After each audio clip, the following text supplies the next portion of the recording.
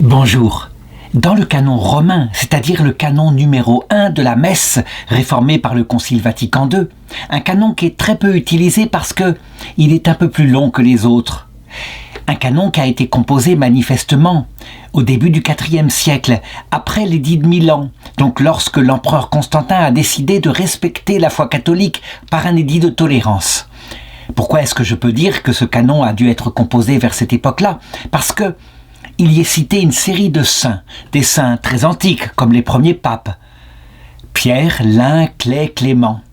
Mais il y a aussi des saints martyrs dont le souvenir est encore très vif dans l'église de Rome. Je pense à Sainte Agnès, Sainte Cécile, Sainte Anastasie. Et puis, il y a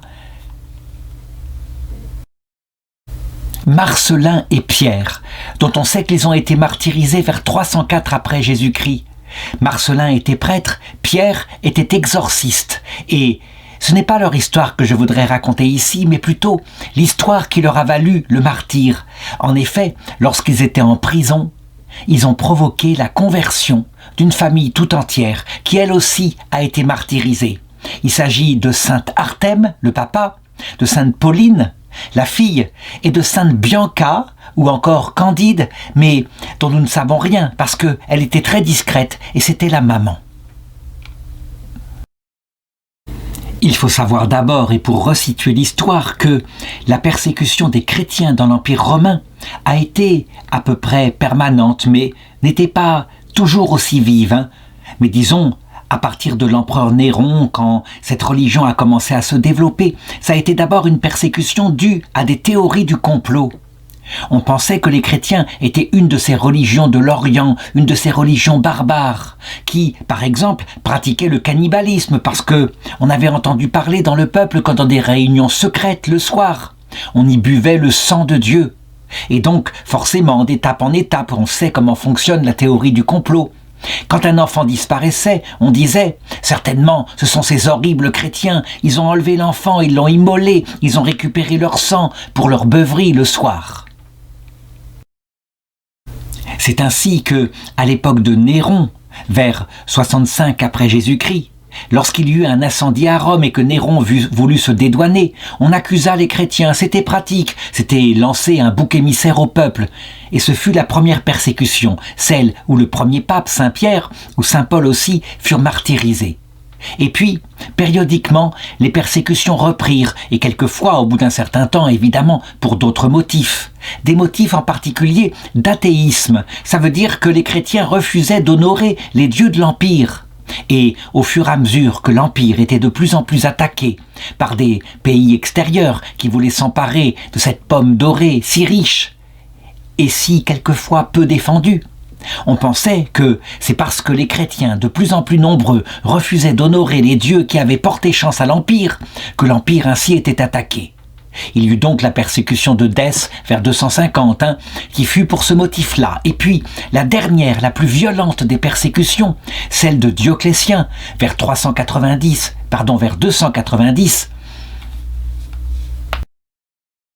Et là, l'empereur Dioclétien se déchaîna de façon violente, voulant rétablir le culte des anciens dieux païens, voulant imposer, en particulier dans son armée, une vénération de sa statue. Parce que c'était, même si on n'y croyait pas, il n'était pas demandé d'y croire, mais c'était un acte d'amour de sa patrie. Et comme beaucoup de chrétiens étaient soldats, et la persécution commença ainsi dans l'armée. Des soldats furent exécutés, puis elle s'étendit plus loin. On essaya de détruire des églises, de brûler des livres, on essaya, comme d'habitude, ça arrivait souvent, de décapiter les autorités de l'église à travers les évêques, les prêtres. Beaucoup tombèrent, certains furent fidèles. Et puis, à Rome, où il y avait un gouverneur particulièrement zélé, on poursuivit les chrétiens, quel que soit leur âge. Quand on dit que saint Marcellin était prêtre de l'église de Rome, en réalité, eh bien, il avait le rang d'évêque. À cette époque-là, c'était toujours comme cela. On ne distinguait pas bien les choses.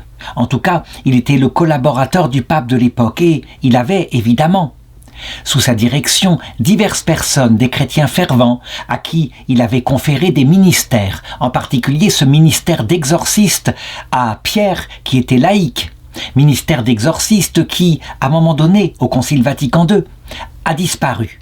Il ne s'agit pas du grand exorcisme solennel qui n'avait pas encore été composé, mais simplement de l'autorisation de prier pour les personnes qu'on estimait possédées d'un démon, de prier les saints du ciel et le Christ, de manière à ce que les démons s'en aillent, de prier les anges gardiens. Ce petit exorcisme-là est toujours autorisé pour nous fidèles. Le ministère d'exorciste institué a disparu au profit de 3 ministères qui subsistent actuellement, le lecteur, l'acolyte et le catéchiste, qui a été instauré par le pape François dans les années 2020. Le ministère de Saint Marcellin et de Saint Pierre était connu dans la ville de Rome. Saint Pierre avait véritablement un pouvoir venant de Dieu et il arrivait à délivrer des gens de démons qui les tourmentaient. Alors, qu'est-ce que c'était que ces démons en question? On sait actuellement qu'il y a plusieurs sortes de démons. Il y a parfois des choses qui sont dues à des maladies physiques. Et le Seigneur avait dit que parfois, certaines maladies psychiques ne s'en allaient que par le jeûne. On le sait, ça fonctionne encore.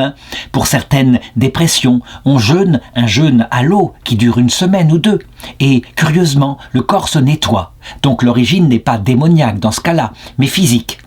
Et puis, il y avait des démons, des vrais démons, des anges révoltés, qui venaient ainsi, qui prenaient possession de corps. Mais il faut compter entre les deux, évidemment, ce qu'on appelle les maladies psychiques, que nous on appelle les névroses, les psychoses, qui ont une cause nerveuse, une cause dans le cerveau. Pour le coup, le jeûne ne peut rien supprimer de cela. Actuellement, parce qu'on a progressé, parce qu'on connaît mieux la nature humaine, quand un exorciste exerce, il commence par faire un discernement pour voir d'où peut venir le problème. Il ne pratique pas tout de suite l'exorcisme, il peut le tenter, en tout cas une prière, le petit exorcisme, mais le grand exorcisme est réservé à un prêtre particulier, nommé par l'évêque, un prêtre qui soit un théologien, tout à fait sensé, capable de distinguer les causes, comme je l'ai marqué ici, de faire des tests en particulier, mais qui soit aussi un homme de prière. Marcellin et Pierre étaient donc enfermés à Rome en cette année 304 et dans la prison où ils avaient été jetés, ils avaient une certaine liberté non pas de sortir, mais de recevoir, de parler à leur gardien. Quant au gardien qui s'appelait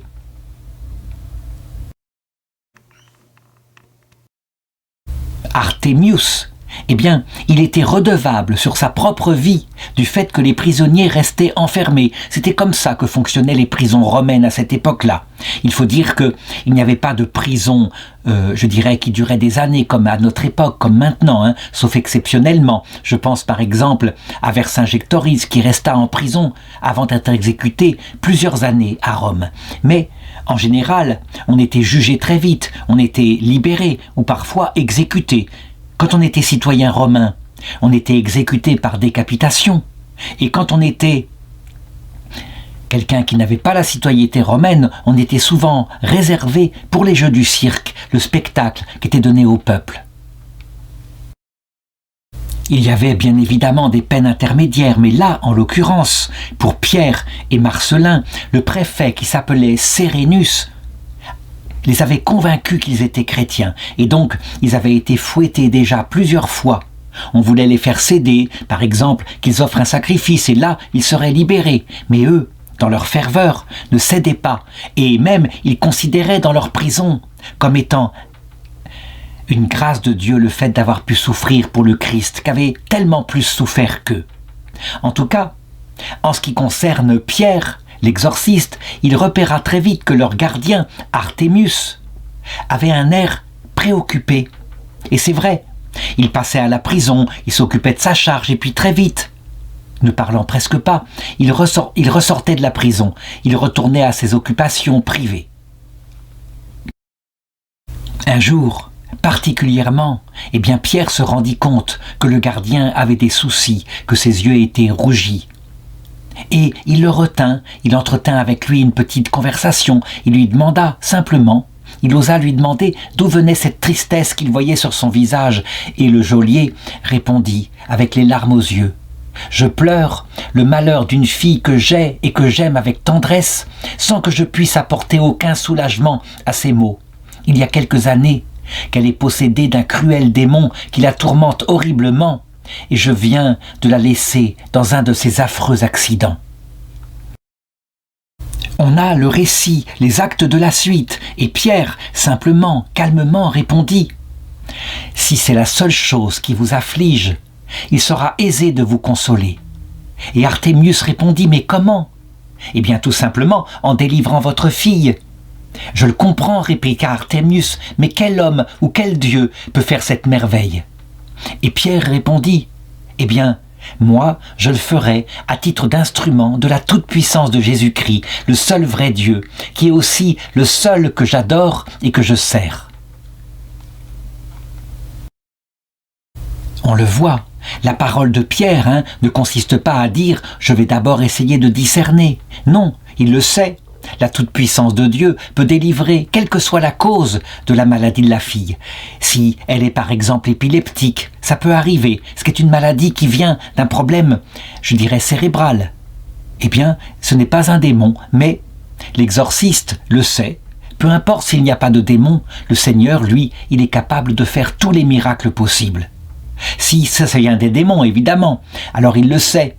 La puissance du Christ chasse les démons. Il l'a fait souvent, le Christ. Il les a envoyés en enfer pour leur empêcher de revenir nuire sur la terre. On peut se demander pourquoi les démons ainsi prennent possession de jeunes gens et, je dirais, les tourmentent dans leur corps, dans leur santé mentale, plutôt que de les inciter à pécher. Eh bien, probablement parce que, comme le disait Jésus, il y a plusieurs sortes de démons. Il n'y a pas que des démons purement spirituels qui, eux, visent à ce que notre âme, volontairement si possible, se détourne de Dieu. Il y a manifestement, on le voit dans l'histoire des démons de Génézareth qui allèrent posséder des porcs, il y a des démons intermédiaires, probablement, que les musulmans appellent encore les djinns, c'est-à-dire qui aiment à s'occuper, qui s'ennuient profondément en enfer, qui n'ont donc pas la même spiritualité que les anges révoltés, pas la même profondeur, mais qui tout de même participent à la révolte contre Jésus-Christ et qui viennent tourmenter les hommes. Pourquoi Dieu laisse-t-il ainsi les démons agir ? Eh bien, saint Paul, il explique, quand il parle de l'écharde qui est dans sa chair et des anges de Satan qui sont chargés de le souffleter. En réalité, Dieu se sert des démons à titre instrumental. Les démons, eux, veulent nuire, mais Dieu, par leur ministère, finalement, permet de nous maintenir dans l'humilité, surtout pour nous chrétiens qu'avons reçu de telles grandes révélations et qui risquerions, parce que nous retrouvons la santé spirituelle et donc souvent le reste, nous risquerions de nous enorgueillir. Donc, on le voit, il ne fait pas de discernement, mais il promet simplement qu'il agira par Jésus-Christ. Évidemment, le geôlier a d'abord quelques objections. Si ton Dieu est si puissant, comme tu le dis, alors comment se fait-il que tu es en prison et que tu ne peux pas sortir ?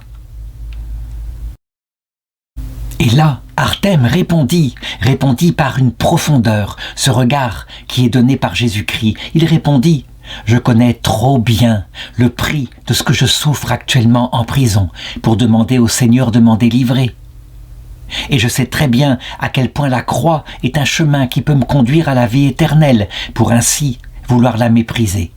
Oui, c'est un sommet de la spiritualité chrétienne que de comprendre ainsi pourquoi le Seigneur nous met quelque temps sur la terre et pourquoi, par la souffrance, il façonne notre cœur dans l'humilité, cette vertu qui est absolument nécessaire pour rentrer un jour dans la vision béatifique. Le garde, évidemment, qui avait les pieds sur terre, qui avait du bon sens, répondit simplement « Eh bien, moi je veux bien que tu viennes guérir ma fille, mais c'est très simple. Je vais rentrer chez moi, et puis je t'enfermerai dans ta cellule. Viens donc ce soir, à telle heure, viens donc la guérir. Franchis les portes, le Seigneur le fera pour toi, et si tu viens, eh bien, moi, je croirai dans la puissance de ton Dieu. » Et Artème rentra chez lui, il avait dit cela pour se moquer, mais en même temps, quelque part, je dirais, le test est très valable. Je me souviens, à un moment donné, j'avais été contacté par Internet, par quelqu'un qui disait, il habitait Nantes, cette personne, il disait qu'il était le Christ, revenu sur terre, qu'il s'était incarné de nouveau, et il voulait évidemment faire une interview, ici, par le mode de ses vidéos. Et moi, je lui ai dit, « Monseigneur, je suis prêt à faire une interview, mais d'abord, il me faut tout de même une preuve, c'est tout à fait normal que vous êtes Jésus-Christ réincarné. Et donc, je vous demande, et je lui ai demandé quelque chose qu'il a fait. Et il m'a répondu, « Homme de peu de foi, pourquoi as-tu douté ?» Et il a coupé la conversation. Quelque temps plus tard, j'ai appris que ce jeune homme avait été condamné par la justice pour abus spirituel sur ses fidèles. En fait, il les détournait. Et de cette façon-là, il avait créé une sorte de secte.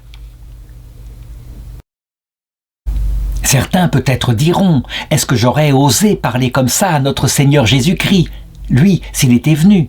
Je répondrais oui, et les gens ont parlé comme ça, lui ont demandé des miracles. Le problème, c'est qu'après qu'il en ait fait des brillants qu'ils voyaient là, des guérisons multiples, eh bien ils en demandaient encore et encore et encore, et ils refusaient de croire, ce qui fait que Jésus, voyant leur intention qui était malsaine, ne faisait plus de miracles dans certaines régions.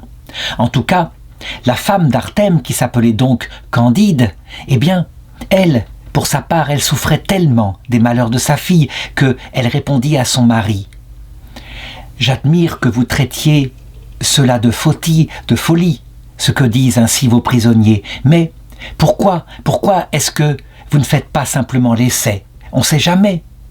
Au point où on en est, peut-être qu'ils auraient un certain pouvoir magique et qu'ils guériraient notre fille. » Artème lui répondit « La folie, c'est que mon prisonnier, quand je lui ai demandé pour preuve de la toute-puissance de son Dieu qu'il vienne me trouver ce soir dans ma chambre, eh bien, il me l'a promis, quoique j'ai doublé les chaînes et la garde. Eh bien, s'il tient sa parole, dit Candide, s'il tient sa parole, c'est bien une marque qu'il n'y a de vrai Dieu que le sien. Mais tu es folle, toi aussi, d'imaginer qu'il va venir. Bien sûr que non, il ne pourra pas venir. C'est impossible. »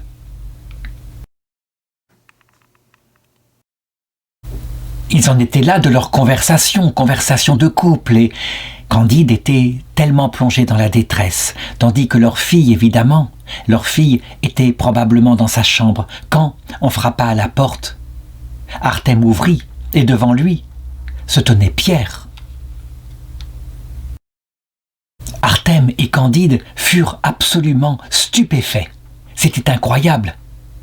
Et donc, ils le laissèrent entrer. Ils l'emmenèrent auprès de Pauline comme cela.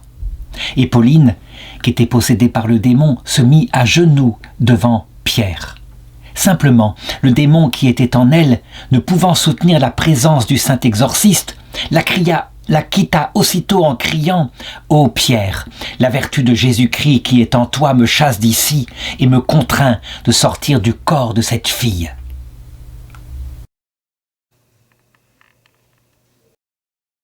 C'était absolument incroyable et Pauline était là, ayant retrouvé tous ses sens, calme, manifestement guérie.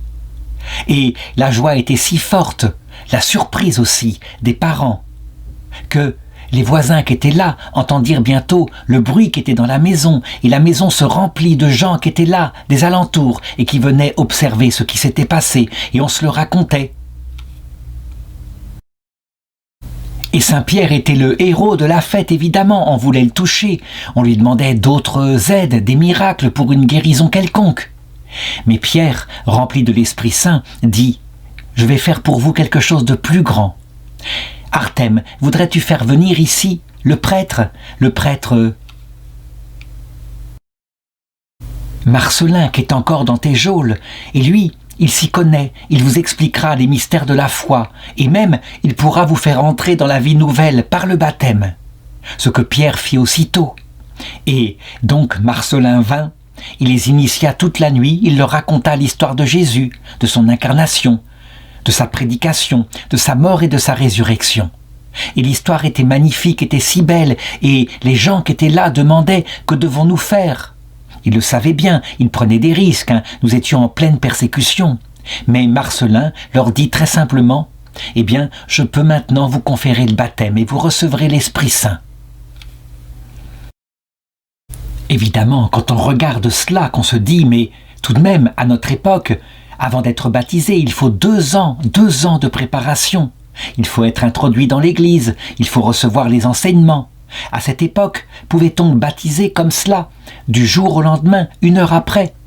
La réponse était manifestement oui, mais là, il se produisit quelque chose d'étonnant, à savoir que le préfet Sérénus, eh bien, il était lui-même atteint d'une maladie et il voulait organiser des jeux, des grands jeux à Rome avec les prisonniers. Et donc, finalement, les jeux était prévu pour dans 50 jours, ce qui fait que Marcellin et Pierre retournèrent à la prison gardée par Artémus, ce qui leur laissa véritablement presque 2 mois pour instruire ceux qui voulaient être instruits de la foi.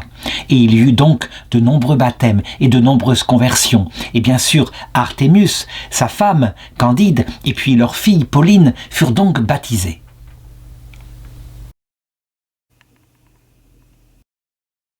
Cependant, comme il fallait s'y attendre, évidemment, d'autres gardiens qui, eux, n'avaient pas reçu la grâce de la conversion, avertirent le préfet Sérénus de ce qui s'était passé, de la conversion, de cette espèce d'envahissement de cette horrible foi chrétienne jusque dans la prison, et la conversion d'Artémus, et la conversion de sa femme et de ses voisins, ce qui fait que Sérénus, évidemment, devint furieux. C'était une offense à son autorité, en pleine persécution, et donc il convoqua Marcellin et Pierre, et les fit fouetter pour ce péché qu'ils avaient commis. Ils avaient manipulé les gens. Et le préfet Sérénus, évidemment, se disait « Il faut que j'élimine ces gens très vite, parce que le cancer de leur idéologie va se répandre dans le peuple qui est naïf. » Ne voulant pas tout de même leur donner la joie du martyre dès maintenant, il se contenta de les faire isoler dans des cachots, complètement enfermés, de manière à ce qu'ils ne puissent plus rencontrer d'autres prisonniers. Et donc après les avoir fait battre cruellement, Saint Marcellin, tout meurtri, fut enfermé dans un cachot sombre où il y avait sur le sol, des morceaux de verre cassés et sans eau et sans nourriture. Et Saint Pierre fut enfermé dans une autre prison avec des entraves aux pieds et tout le corps qu'avait été ainsi mis dans la torture. Ils survécurent, leurs plaies ne s'infectèrent pas, mais on peut le dire, ce fut un véritable miracle. Et puis probablement, une question que, à l'époque, c'est possible, il y avait davantage, à cause de l'hygiène qui était pas la même qu'aujourd'hui, il y avait davantage d'immunité dans le corps des hommes. Sérénus, ensuite, tourna sa fureur contre le gardien de la prison, qui manifestement maintenant, bouleversé, rempli de l'Esprit Saint qu'il avait reçu, donc pas seulement l'idéologie qu'on leur avait enseignée, mais la présence de Dieu dans leur cœur, la promesse de la vie éternelle était là, devenus en quelques jours des chrétiens adultes, et donc il commença à les faire arrêter et puis à les interroger. On les conduisit ensuite au temple de Jupiter, on voulait vérifier s'ils allaient offrir un sacrifice, et là, remplis de la foi nouvelle qui remplissait leur cœur, ne craignant plus la mort, l'espérant même pour pouvoir rencontrer Jésus-Christ et la Vierge Marie et les anges, ils refusèrent évidemment de sacrifier au risque de leur vie. Comme ils n'étaient pas de citoyenneté romaine, on décida simplement de les enfermer dans une pièce, une cellule, et de là, de les y laisser mourir de faim, sans nourriture. De cette façon-là, ils auraient une mort cruelle, ensemble, s'ils voulaient bien, et ils rejoindraient leur Seigneur. Quant à Marcellin et Pierre, évidemment, dont le scandale de l'effet avait véritablement gêné le préfet, on décida de les exécuter, mais comme la ville de Rome bruissait du fait que les gens voulaient les protéger, parce que Pierre avait montré des pouvoirs de guérison extraordinaires, alors on décida de le faire en secret, de les emmener en dehors de la ville dans un bois, et là, il y eut une garde assignée pour les décapiter, puisqu'ils étaient citoyens romains. Puis, par crainte qu'ils soient célébrés comme des martyrs, comme le faisaient habituellement les chrétiens, on décida d'enterrer leur corps dans un lieu secret, dans le sol d'une grotte. Et puis, on partit. Et la persécution ainsi dura, jusqu'à l'année 313, où là, l'empereur Constantin, on le sait, ayant vaincu contre un de ses principaux concurrents, un empereur de Rome, sur la bataille du pont de Vilnius, ayant vaincu par un rêve qu'il fit du Christ, qui lui montra par quel signe il pourrait gagner. Et le signe en question, c'était le chrisme, un signe qui ressemble au signe de la croix et qui sont les initiales du Christ. Ayant donc obtenu la principauté sur l'Empire romain d'Occident par miracle, il décida d'émettre un décret de tolérance de la foi chrétienne. Ce qui fait que, parce que nous étions à peine 10 ans après la mort de Pierre, de Marcellin, de Artème, de Pauline, et donc de Candide, on décida de rendre l'honneur aux martyrs Une femme, peut-être la femme d'un des gardes qu'avaient exécuté Marcellin et Pierre, indiqua l'endroit où ils étaient enterrés. On déterra leur corps et on leur fabriqua un magnifique tombeau devant lequel les chrétiens, à cette époque-là, venaient prier, se confier à leurs prières. Et des miracles venant du ciel se produisaient, ce qui fait que le nombre de chrétiens était de plus en plus grand. Surtout à cette époque où maintenant, il n'y avait plus un danger de mort, où on pouvait plus facilement recevoir le baptême. On emmenait même les enfants auprès des monuments des martyrs, et le pape Damas, beaucoup plus tard, raconte que lorsqu'il était enfant, il se souvenait que ses parents l'emmenaient ainsi, et il lui racontait les histoires des martyrs. D'ailleurs, lui-même, du coup, il décida de créer une sorte de livre où les histoires, celles qu'on pourrait récupérer, seraient ainsi inscrites. C'est probablement à cette époque-là que le canon romain fut écrit, et donc Pierre et Marcellin furent cités.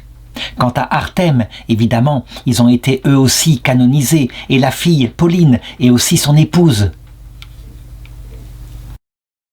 Par contre, dans le récit des saints que je lis, qui est dans le Petit Bollandiste, au tome 6, une histoire des saints qui a été faite par les jésuites au XIXe siècle, je n'ai pas de traces qu'on ait retrouvé leur corps. Probablement fut-il traité une fois qu'ils furent morts de faim dans leur enfermement.